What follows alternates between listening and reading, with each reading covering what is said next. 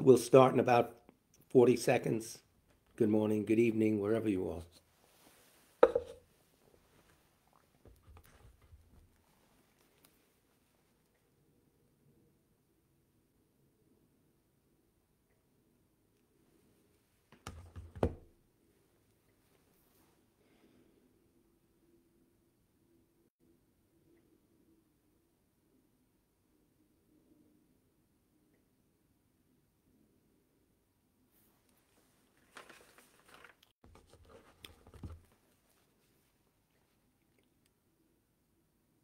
Good evening, it's 7 o'clock here, April 3rd, 2023.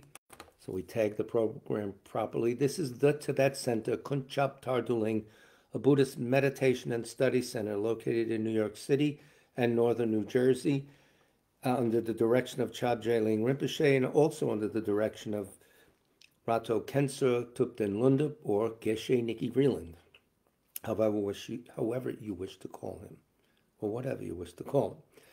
This is a twice weekly presentation of the Buddha Dharma, specifically Lamrim Chenmo, or Stages on the Path to Enlightenment, written by Tsong-kha-pa in 1402, I think it was completed. The advice, of course, is relevant today. Any problems with the sound or picture, please let me know right away. Either me or Mr. Darren Smith. If there's anyone for whom you wish us to pray for when we do the Sutra of the Recollection of Three Jewels, put their name in the chat box as soon as possible. Don't wait till the end. All the prayers we say are on the Tibet Center, the tibetcenter.org website. In the FAQ section, scroll down to prayers. So we have a lot to do tonight. What we'll tag the program. It's basically it's the 13th chapter of volume 3 of the Lamrim Chenmo. But before that, we'll have a little bit of advice from Khenpo Karthar Rinpoche, a Kagyu Lama, about the efficacy of praying for someone. And we'll have some advice from His Holiness Dalai Lama on refuge. And we'll have some advice from Achan Cha, a great mystic from, I guess he's not around anymore, from, I believe, Burma. Just a few questions. Could put 2 or 3 in there depending on time. So that's why I selected that one to be third. Batting third. And batting cleanup, the Lamrim Chenmo. Prayer for the spreading of the teachings throughout the length and breadth of the West. By the force of the blessings of the non-fallacious 3 precious gems and of the truth of our pure selfless wishes, may the precious Buddhist teachings flourish and spread to the expanse of all areas throughout the length and breadth of the West. For all the people living here together with their near ones who have engaged in the teachings and have faith and respect for them, may all conditions adverse to their practice of the pure Dharma be dispelled, and an excellent collection of favorable conditions increase like the waxing moon.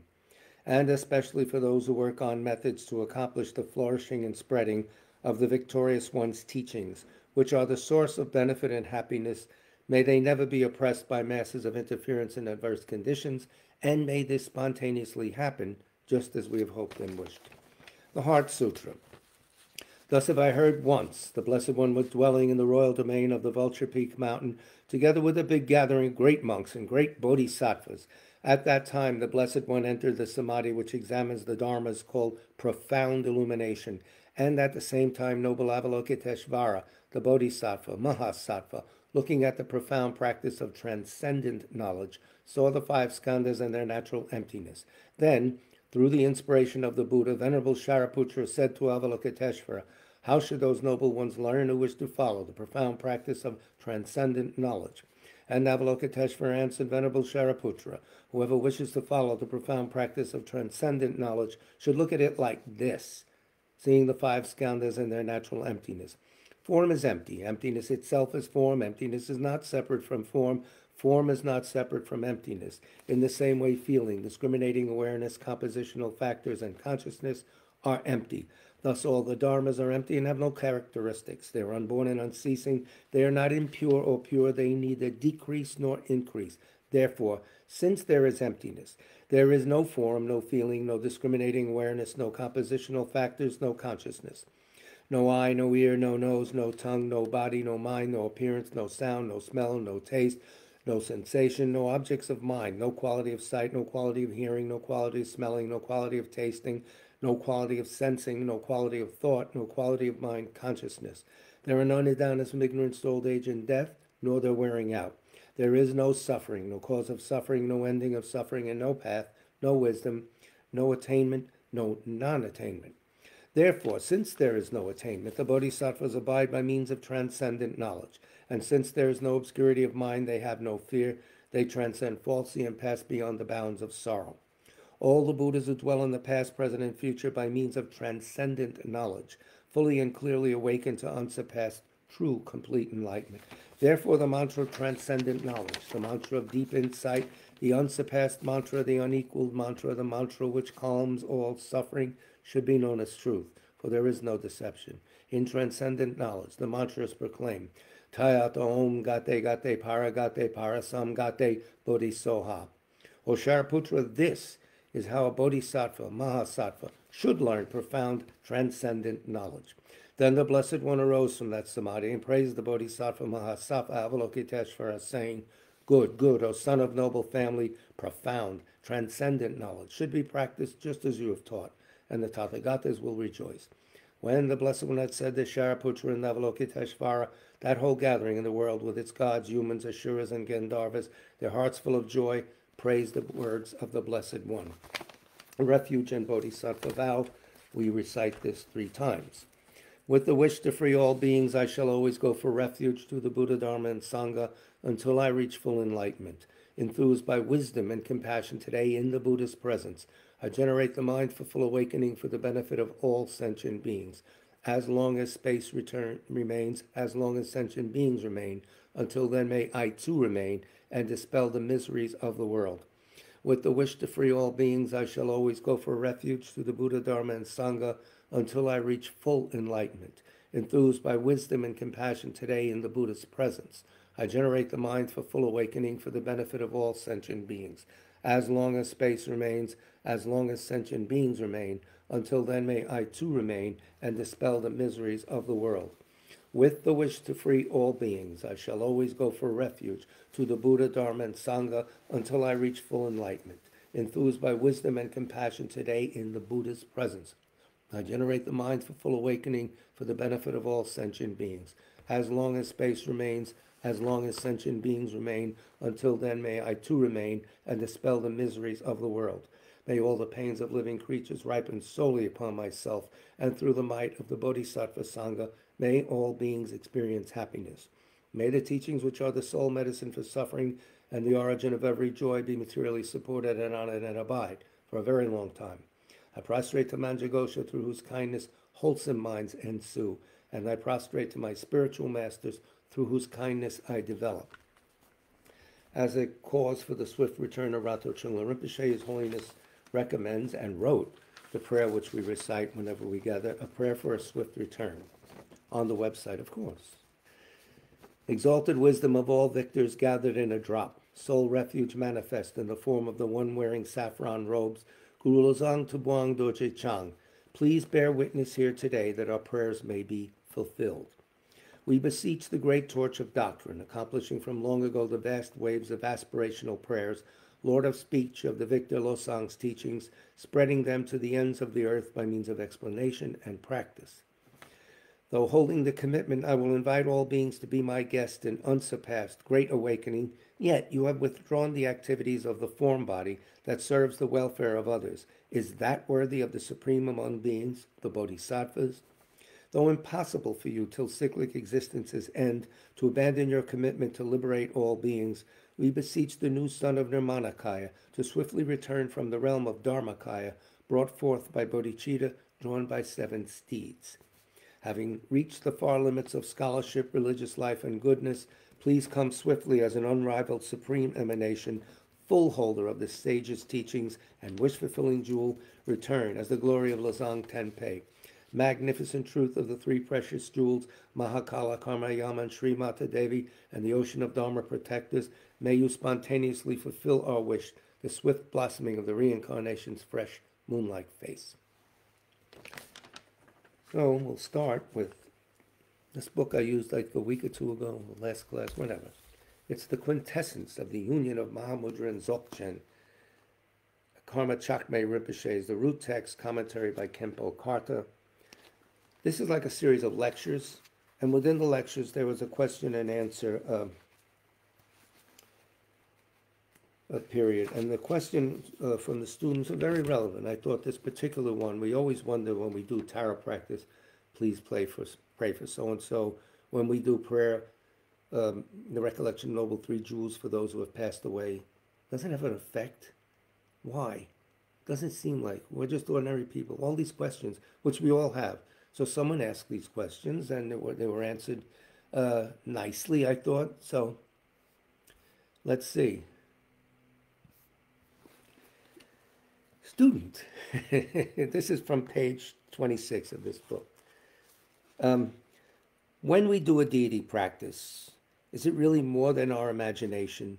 Is this just, Here's an example.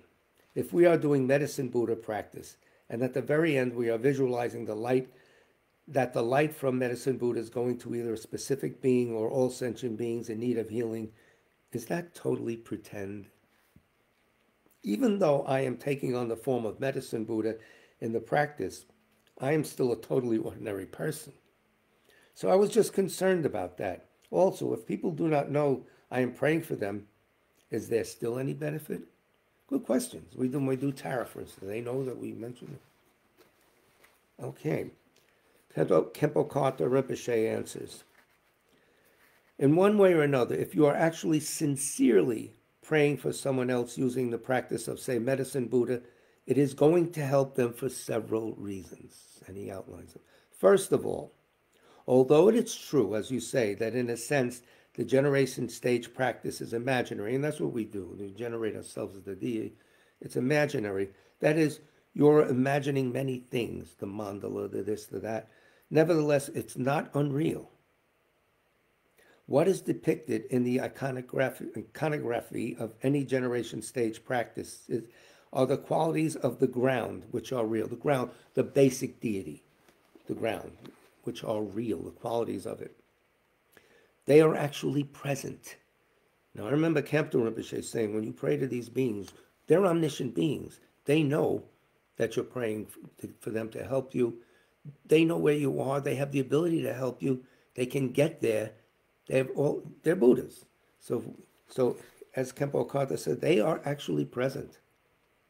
It is those qualities that are depicted as dakas and dakinis and so forth in the mandala, so surrounded by this and that. So although when you do a generation stage practice, you are, of course, performing an act of imagination, you are imagining the truth. And therefore, what you are doing does have power. So this should give us confidence. We ask Tara to help. So it's the truth. Next, he goes on. As well, there is a power not only in the meditation on the deity, but in the blessing of the mantra and in your concentration, your samadhi, to whatever degree you have it. But the intention takes form of I'm going to concentrate. Good motivation? Can't hurt. Come on. In the particular case, say, of medicine Buddha, there is the inconceivable power and blessing of his own aspiration. When he first generated bodhicitta, he made several aspirations, including that he would be unwilling to attain Buddhahood until, through his merit and wisdom, even just hearing his name would suffice to remove sickness. That's very powerful. And Tara said, they all make that same problem. By seeing me, by hearing my name, may they be free of suffering, etc. After making these aspirations, he then pursued the path and subsequently attained Buddhahood, which means that his name now carries that power. For these reasons as well, your practice will definitely be beneficial. Exactly how that benefit will take place for the other person depends on some extent on them. Makes sense. If they have a relatively thin karmic obscurations or are very receptive to your supplication and have strong propensity for liberation, they probably will be benefited more directly. You cannot guarantee that practice like this is going to benefit someone as though you were shooting an arrow straight at them. You just can't say, here it is. You got an arrow of course, blessings.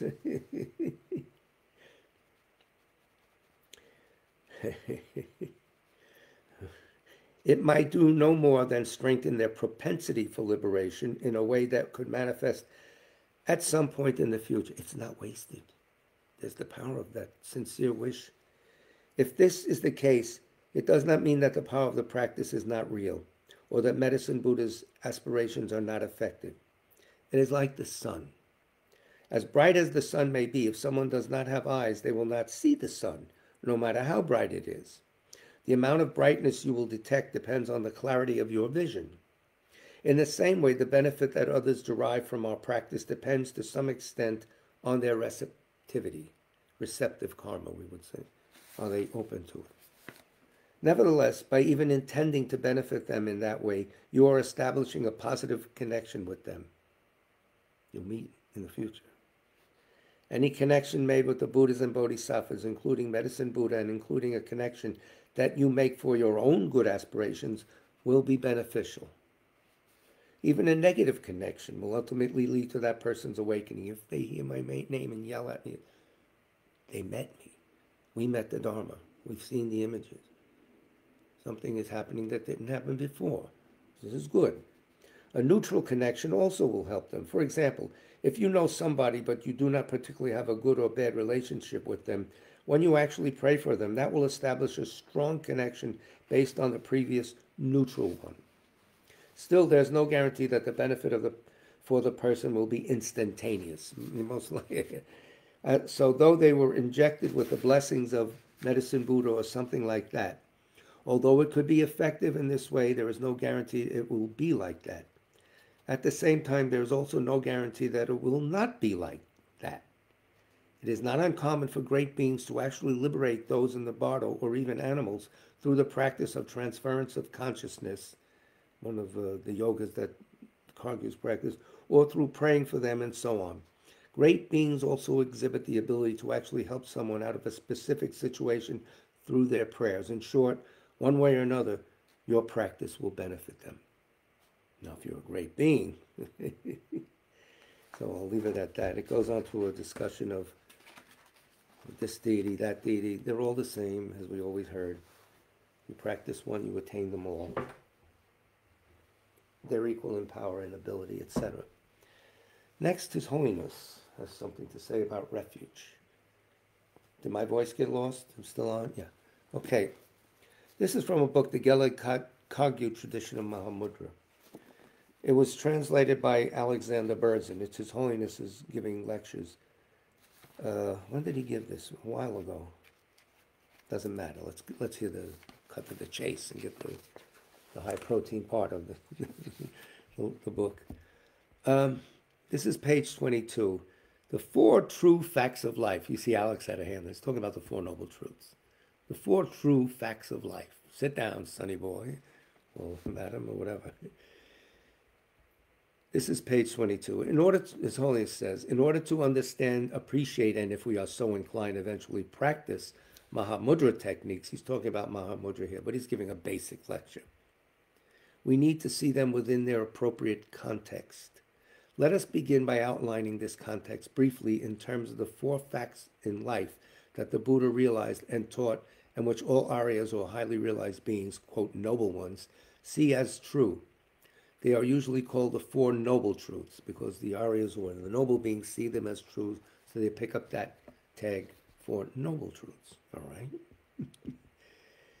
Living in India 2,500 years ago, Buddha was a person who liberated himself from all confusion and thus became able to use all his potentials for the benefit of others. He achieved this state of enlightenment basically by understanding reality, namely, what is true in life. True, really true. First, he saw the truth of suffering. The standard way of expressing this first true fact, however, is that life is suffering. It sounds rather ominous and pessimistic. It doesn't quite convey the intention.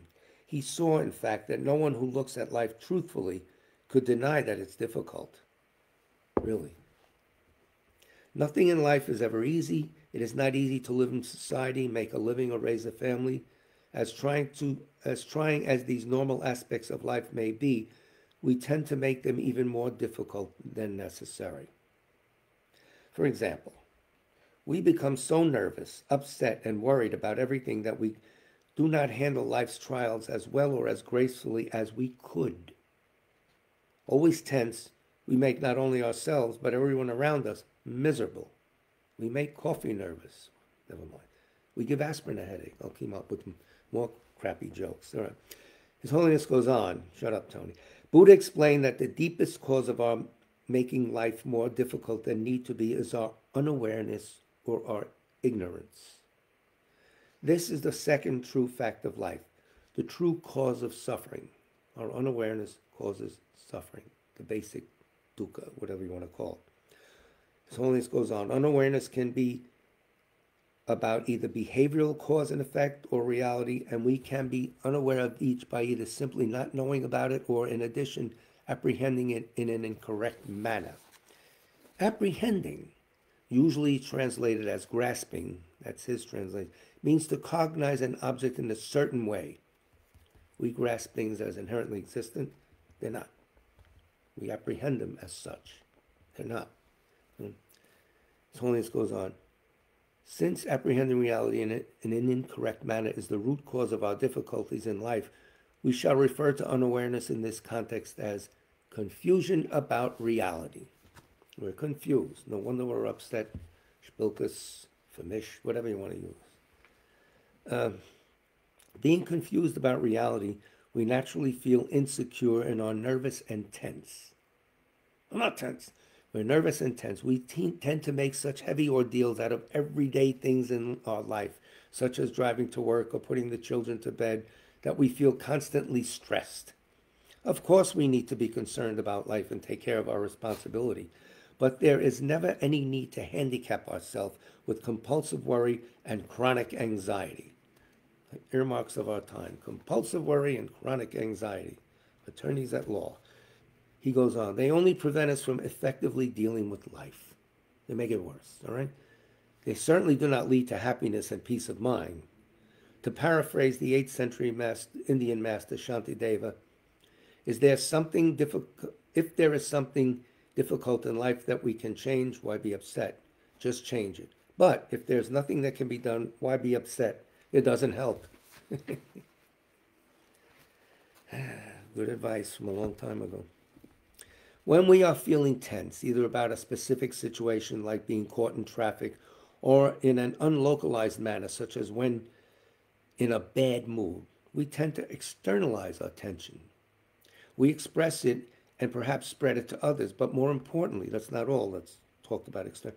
On a deeper level, we misapprehend our tension as something solid and project it onto all situations we are in. We're carrying this ignorant view of reality all around with us, 24/7. Our mind gives rise to an appearance of the traffic jam and even of our getting up in the morning as if they were themselves solid monstrous ordeals. We map it out and oh, I gotta get up. Oh, I gotta, oy vey. Can't live that way. Or you can, and most people do, but it's not going to get us out of trouble. So he's tapping us on the shoulder and letting us know. He continues. It gives rise to appearance of them as though they were that their very natures made them truly and inherently stressful, regardless of who might experience them. Some people aren't stressed about those things. In addition to our mind automatically and unconsciously, key word, instinctively, you might even say unconsciously giving rise to appearances of things in that way, we may also dwell on these appearances with morbid, uncontrollably recurring thoughts, reinforcing our belief that these appearances are true reality on the spot. Morbid, recurring thoughts. You can hear people complain. You've heard this before. The same record plays. That's what's running on in their mind. Has to stop. And we have to help them stop. Everything feels so tense, he goes on, and stressful. It seems as if life was a bear trap somewhere out there, and we are caught tightly and inexorably in its cruel grip. Buddha explained that this confusion about reality, our imagining that everything exists in the manner in which our mind gives rise to an appearance of it, is the root cause of our trouble. We think it's that way, the mind sees it that way. That's the root cause of trouble. That's what we're working on in the LAM. In this way, we make difficult aspects of life even more difficult for ourselves. It does not appear to us that tension is merely an experience of a situation, but rather that it is truly inherently part of the situation itself.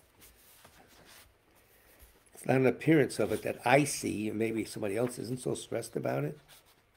If a situation were inherently stress-producing, he goes on page 24, there would be no way to avoid becoming stressed by it. If it was inherently stress-producing, couldn't do anything about it. As a personal experience of a situation, however, stress arises dependently on many psychological factors and is not inevitable. Unless we understand this well, we condemn ourselves to unremitting stress, whatever you like. He goes on page 24. Certainly it is difficult to live in a crowded city and be caught in traffic, noise, and pollution each day, not to mention being prey to possible crime. No one can deny that. But when we construct a concrete, fixed mental image of the city as some fearful, horrible, tense place out there, impinging on me like a monster, on me, the poor victim, in here, we make living there even more stressful. I think we all come to this conclusion now, so we know this, but we just got to train ourselves to not trigger react when we feel this way and not go along with that. The city in our head that we project onto the street seems even more concrete and solid than the actual city made of cement. It's true. In this way, our belief that our image is the actual reality generates all our tension and stress. Our projection is not the actual reality. Sadly, many people view not only where they live, but all of life in that way. Buddha taught that it is not inevitable that we experience such painful syndromes as this. It is possible for these syndromes and their causes to cease, not just temporarily, but forever. Their true stopping or ending, cessation you might say, equivalent to their total removal, is the third true fact in life, the truth of cessation of suffering and its causes. Be free of suffering and their causes, remember that? If we eliminate, His Holiness goes on, if we eliminate the recurrence of the causes of suffering, we definitely experience the absence of the suffering that would have arisen as their results. Without a cause, a result can arise. Moreover, since the root cause of the recurrence of our problems is the confusion with which we imagine that things actually exist in the impossible manner in which our muddled mind deceptively makes them appear to exist, it is possible to eliminate the recurrence of this cause. This is because confusion cannot be verified. Based on fantasy, not fact, it lacks a stable foundation and cannot withstand close scrutiny. Hence the entry of logic and analysis, meditation, to the rescue. Therefore, true endings can definitely occur, true cessation. You can be free of this junk, this mess. In order to realize a true stopping of our problems and their causes, however, we must actively do something to bring it about and not say, well, that's nice. That's what I do. That's what I'm still no good. Otherwise, due to strong habit, we endlessly continue to make our life miserable. For instance, by generating tension over and over again. Since the root cause of our suffering is a confused state of mind, we need to replace it permanently with an unconfused state so that it never arises again. Such unconfused states of mind with which we see reality are the fourth true fact of life, the true pathways of mind, or true paths. How we start to change the mind, through paths. It is not sufficient, therefore, merely to mask over the problem of stress, for example, by taking a tranquilizer or having a drink. We must rid ourselves or abandon the confusion with which we believe that somehow the tension exists out there, and it's solid, and it's coming after me. I'm hiding under the bed. Really, the mind travels like that. Once it gets started, since it's so habit-prone, and that's an old ingrained habit, it takes us away and makes us miserable. It really does. We must replace confusion with correct understanding. For example, with understanding that tension is a creation of mind. Our attitudes of mind can be changed much more easily than the entire world. To paraphrase Shantideva once more, in the context of his discussion of patience, it is impossible to cover the entire rough surface of the world with leather, but by covering the bottom of our feet with leather, we accomplish the same purpose. That's why Nikki had Birkenstock come in and shoo the whole Sangha, and he shod all the monks, we could say, make that little statement. Yeah, that's what we have to do. The mind is in good shape. It's not fazed by these things. Therefore, to liberate ourselves from our problems in life and be a best benefit to others, we can't help others when we're wrapped up in stress and paranoid and frightened. How much good can we do? In fact, we harm people if we express it. So we all know this.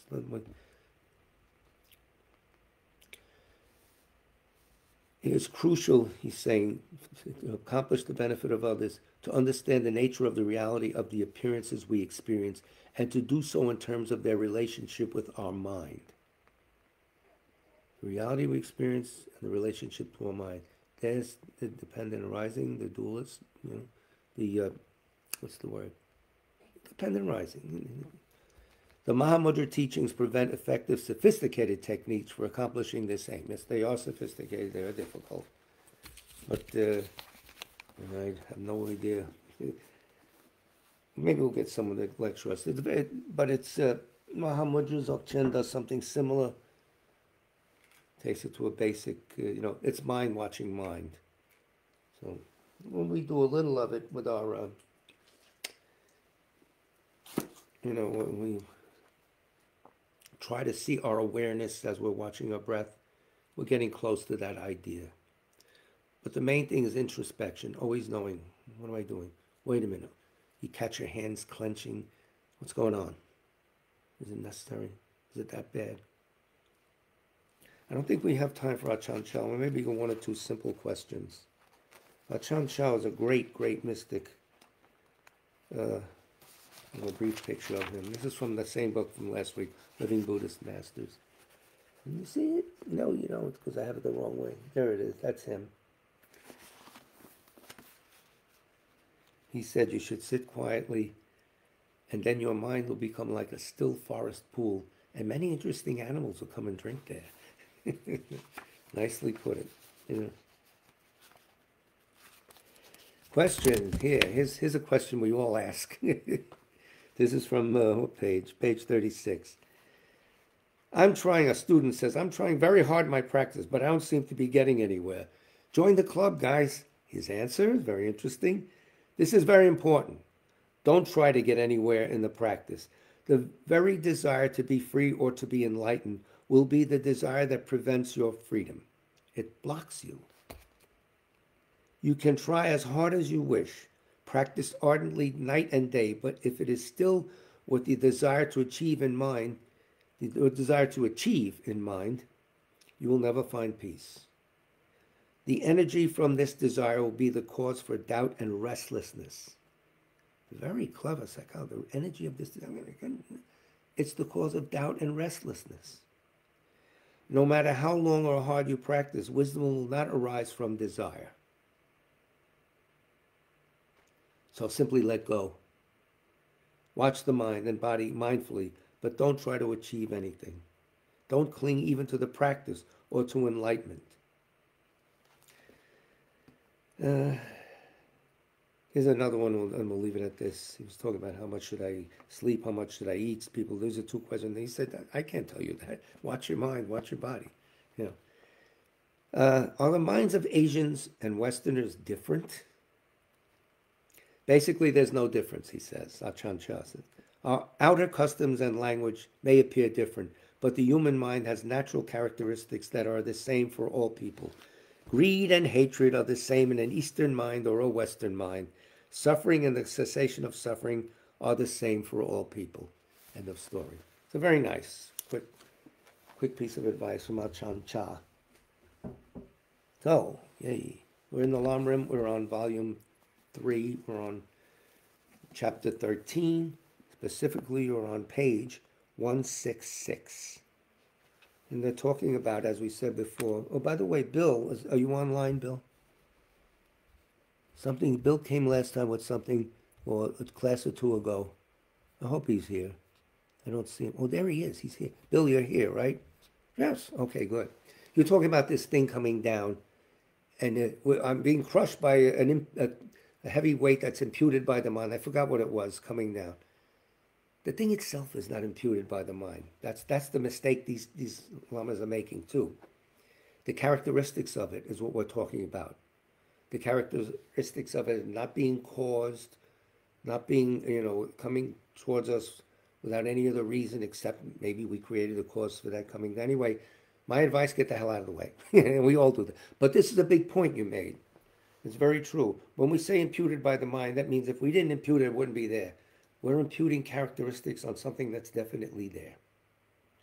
The problem with some of these other meditators and why they're arguing that if there's no intrinsic existence, it can't happen. They didn't see intrinsic existence. They considered like, well, the object isn't there, so it has to exist intrinsically. A lot of confusion there, and I myself am confused. But when we impute qualities on a base that's there.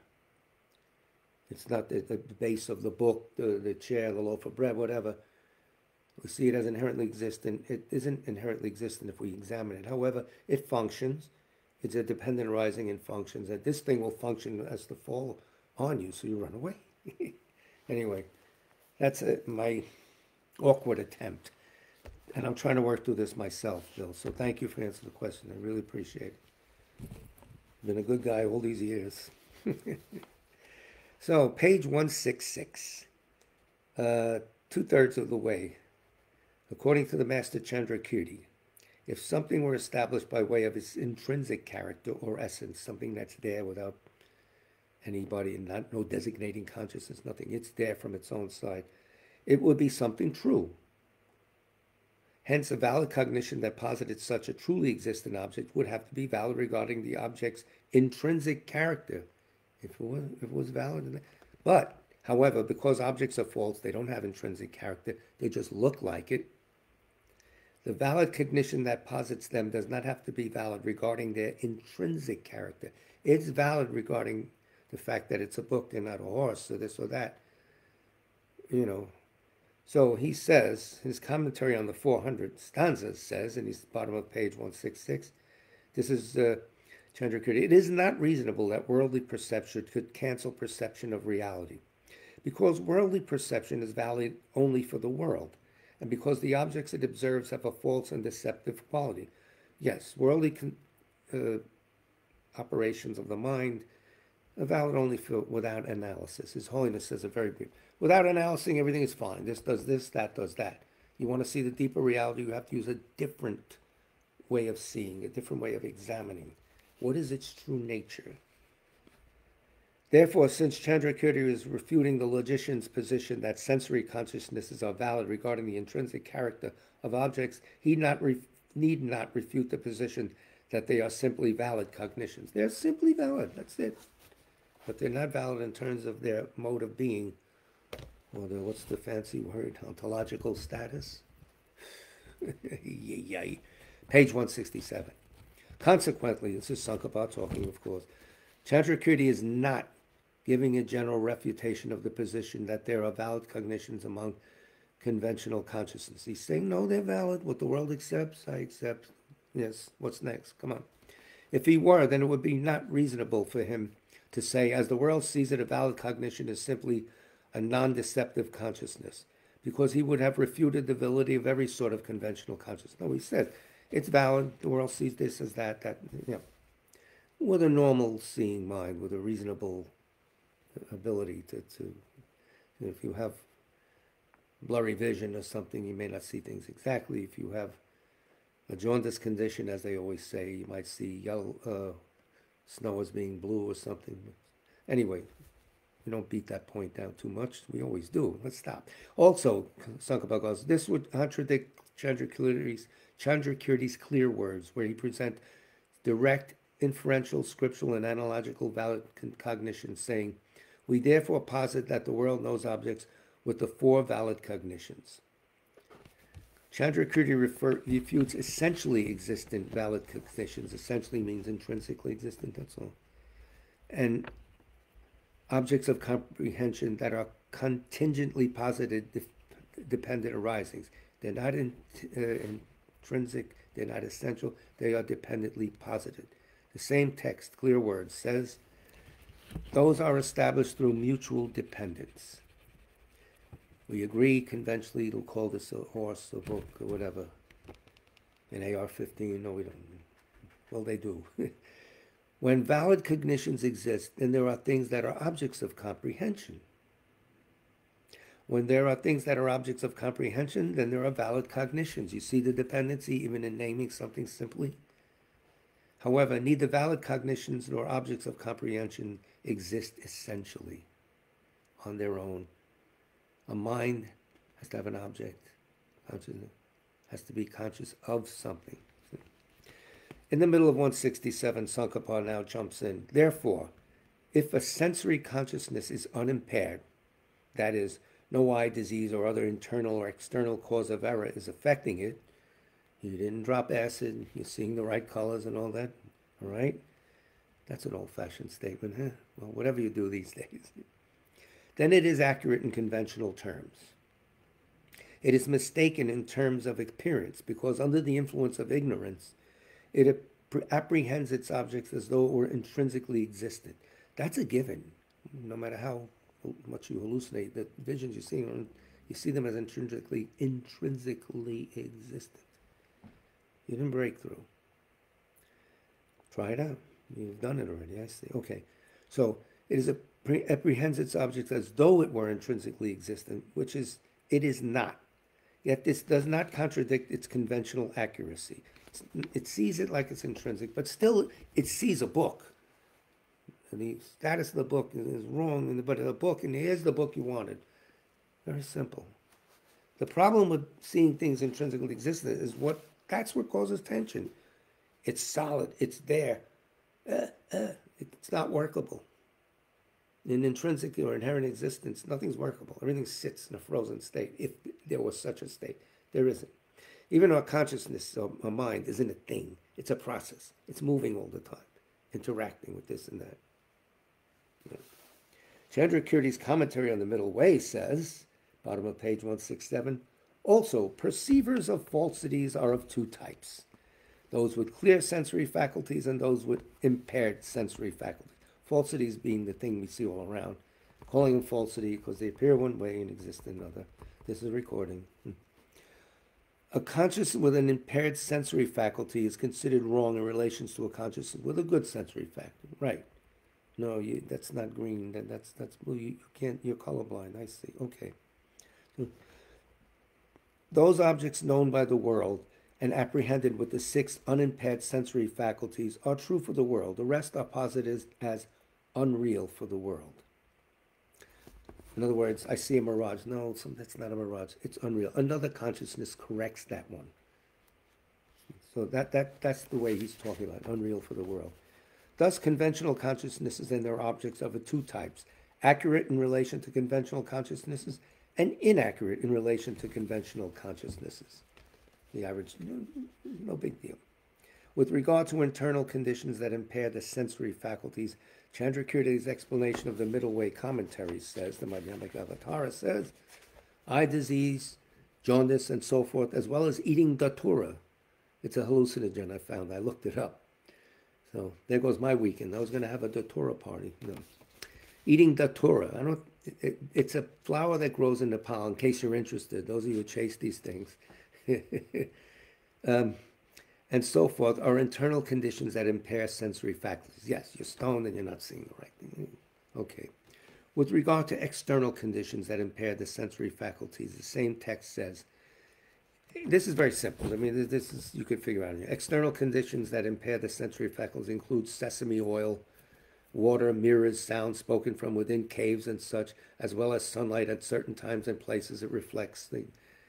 This the way things that fool the eye, whatever, and the ear, trompe l'oeil, whatever. Even in the absence of internal conditions that impair the sensory faculties, these causes of apprehensions of reflections, echoes, the water of a mirage, and so forth. These cause the apprehension of reflections. So you should understand that this is also the case with the medicine mantra and such used by conjurers and so forth. As the conjurers in the old days had these skills to create a vision a dancing elephant, a dancing lady, or whatever. Nobody does that anymore. They have holograms. It's much easier. Press a button, everything's done. As for what impairs the mental sensory faculty, there are those just mentioned as well as incorrect tenets and false inference. Clever. What is it, time-wise? We want Geshe Sopa to comment? Yeah, I think we do. A little Geshe Sopa on that same thing. Geshe Sopa, bottom of his Lamrim 5, page 161, if you're keeping score or if you want to look it up later. Bottom of 161, he quotes Chandrakirti's commentary on the 400 stanzas. A little bit different translation. We just had it. It is clearly incorrect that worldly perception sees ultimate reality, because a worldly sense consciousness is valid only from the point of view of worldly convention, and the objects it sees is a false and deceptive object because it doesn't exist the way it appears. End of story. Top of 162. If we, Geshe Sopa now weighs in, if we define valid in terms of what is finally found through analysis of a thing's true nature, then ordinary objects are not valid, and they are not established by valid knowledge. However, the term valid does not always refer to the true nature of things or to the way that things exist finally. We use the term loosely. It's valid in the everyday world, not valid in the world that's looking for the final nature of reality, the yogi world, or whatever you want to call it.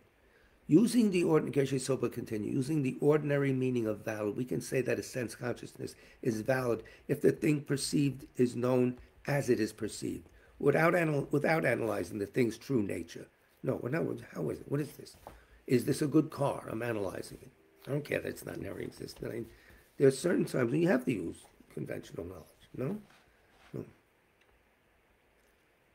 So the sense consciousness can be valid in general.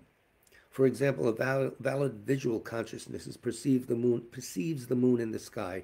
An ordinary visual consciousness perceiving two moons is mistaken. Something wrong there. The difference is maintained here. That difference is maintained here, he's saying.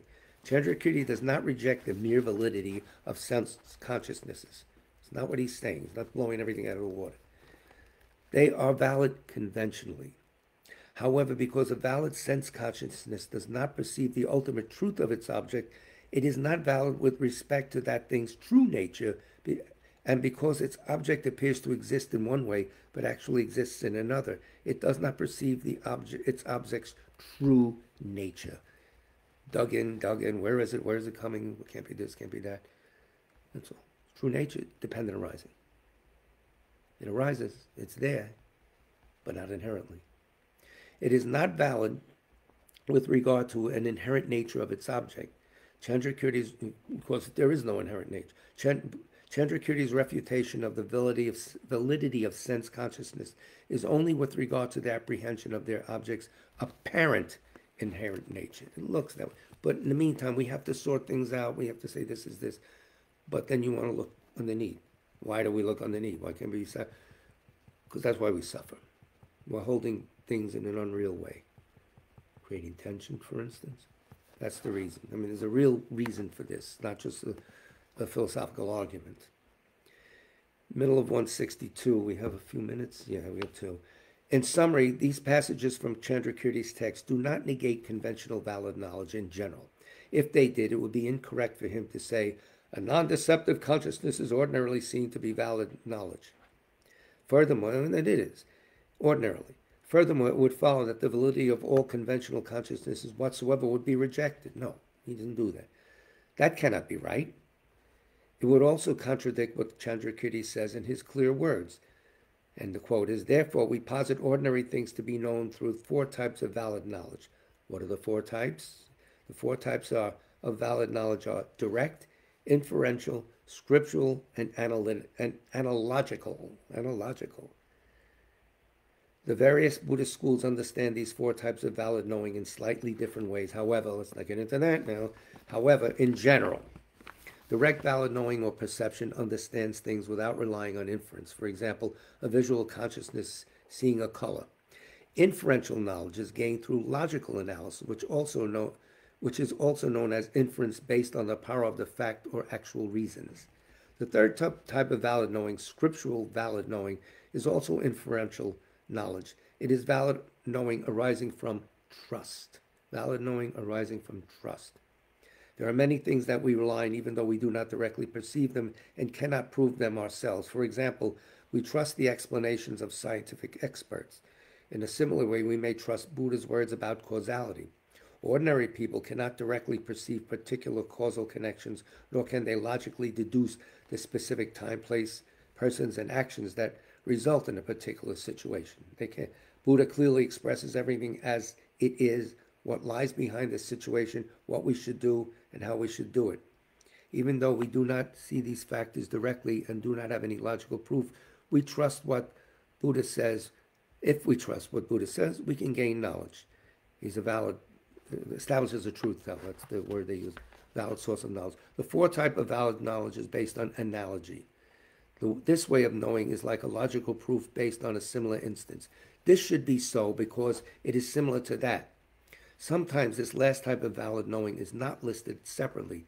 The point here is that if sense consciousnesses were not valid knowers, it would contradict Chandrakirti's enumeration of these types of valid knowledge, because they all come in the park by means of sense consciousness. Enough. For whom will we pray? So we'll leave it at that. And we'll pick it up Wednesday night, which is our next Dharma class.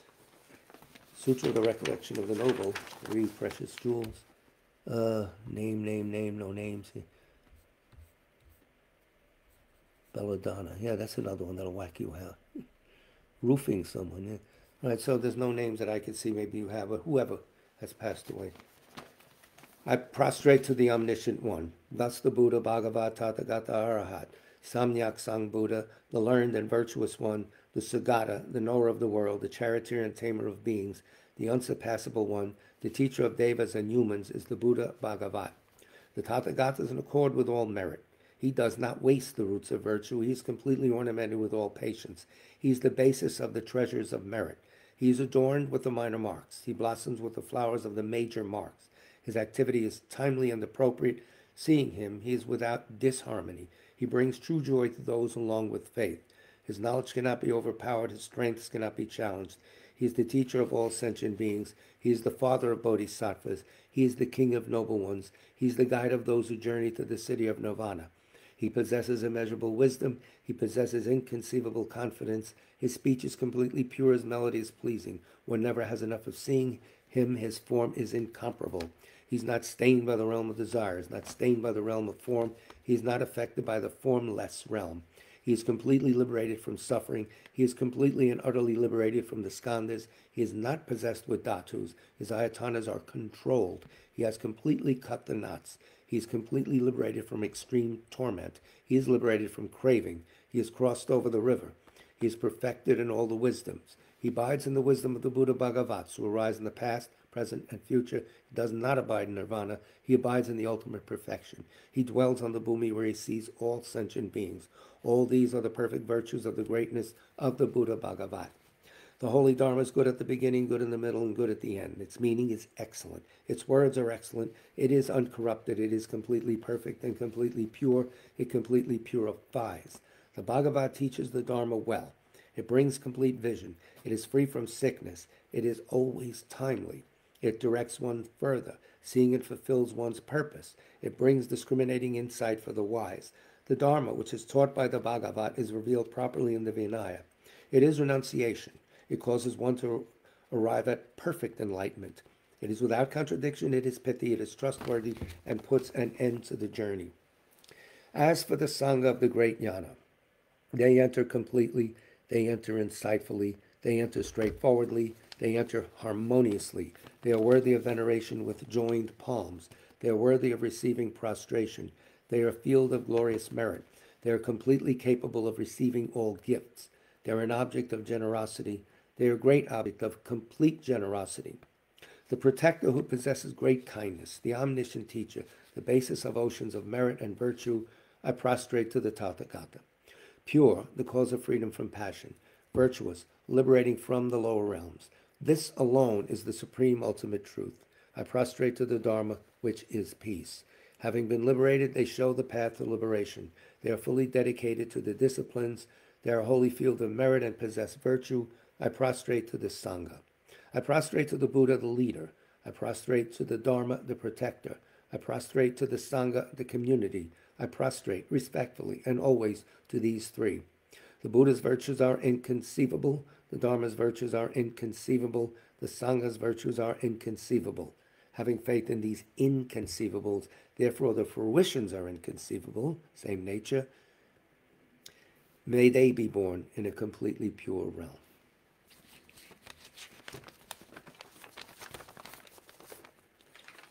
As a further cause for the swift return of Ratchakrama Rinpoche, His Holiness recommends we say prayer for the flourishing Je Tsong-kha-pa's teaching by Gungtang Tempe Dronme, translated by Martin Wilson.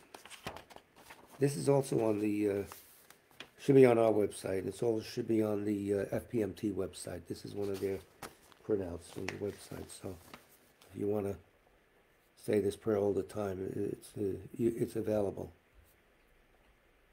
Okay. Though he's the father, producer of all conquerors, as a conqueror's son, he produced the thought of upholding the conqueror's dharma in infinite worlds. Through this truth, may the conqueror Losang's teachings flourish. When of yore, in the presence of Buddha Indraketu, he made his vow, the conqueror and his offspring praised his powerful courage. Through this truth, may the conqueror Losang's teachings flourish. That the lineage of pure view and conduct might spread, he offered a white crystal rosary to the sage, who gave him a conch and prophesied. Through this truth, may the conqueror Losang's teachings flourish. His pure view free of eternity or destruction, in other words, nihilism or eternalism. His pure meditation cleansed of dark, fading, and fog, no laxity. His pure conduct practiced according to the conqueror's orders. May the conqueror Losang's teachings flourish. Learned, since he extensively sought out learning. Reverent, rightly applying it to himself. Good, dedicating all for beings and the doctrine. May the conqueror Losang's teachings flourish.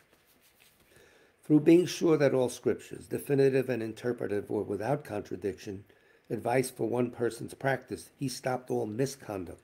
May the conqueror Losang's teachings flourish. Listening to explanation of the three Pitakas, realized teachings, practice of the three trainings, his skilled and accomplished life story is amazing. May the conqueror Losang's teachings flourish. Outwardly calmed and subdued by the hearer's conduct, inwardly trusting in the two stages practice, generation and completion, they're talking about this. He allied without clash the good paths of Sutra and Tantra. May the conqueror Losang's teachings flourish. Combining voidness explained as the causal vehicle, with great bliss achieved by method, the effect vehicle. Heart essence of 80,000 Dharma bundles. May the conqueror Losang's teachings flourish. Those three lines before, of that are very loaded, so maybe we'll get an explanation with someone or look it up. By the power of the ocean of oath-bound doctrine protectors, like the main guardians of the three beings' paths, the quick-acting Lord, Vaishravana, Karmayama, may the conqueror Losang's teachings flourish. In short, by the lasting of glorious Gurus' lives, by the earth being full of good, learned, reverend holders of the teachings, and by the increase of power of its patrons, may the conqueror Losang's teachings flourish. Excuse me one moment. It's water, not coffee.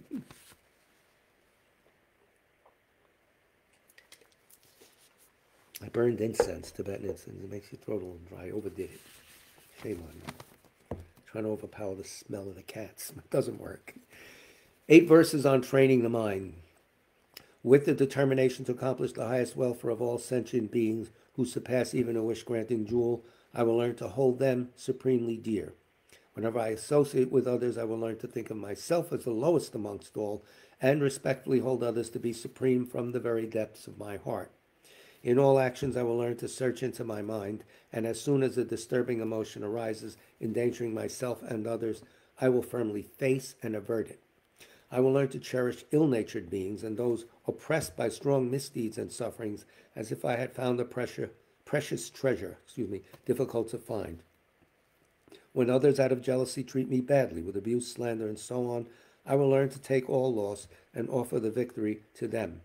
When the one whom I benefited with great hope unreasonably hurts me very badly, I will learn to view that person as an excellent spiritual guide. In short, I will learn to offer to everyone, without exception, all help and happiness, directly and indirectly, and respectfully take upon myself all harm and suffering of my mothers. I will learn to keep all these practices undefiled by the stains of the eight worldly concerns, and by understanding all phenomena as like illusions, be released from the bondage of attachment. So our next class will take place Wednesday night, the 5th. You can come in person. It's at the parsonage in South Orange. I'm in West Orange. Go to the website. The instructions on how to get there are on the website. And also, our sister Maya has gone to MSK Memorial